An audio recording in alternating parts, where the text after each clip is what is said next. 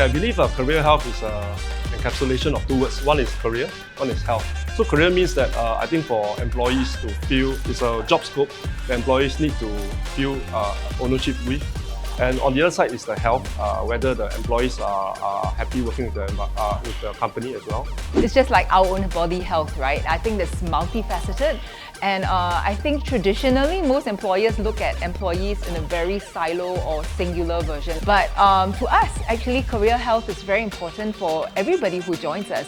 Career health to me is all about my staff and what we can do as employers to uplift their career, creating a meaningful employment that will benefit our staff, my employees, as well as the organization as a whole. The overall well-being, satisfaction and continuous development of an individual. So a healthy career will help to achieve your career goals, leading to both personal and professional fulfillment. We believe that career health is fundamental for every employee reach out class. Every employee innately wants to be respected and to be valued within the company.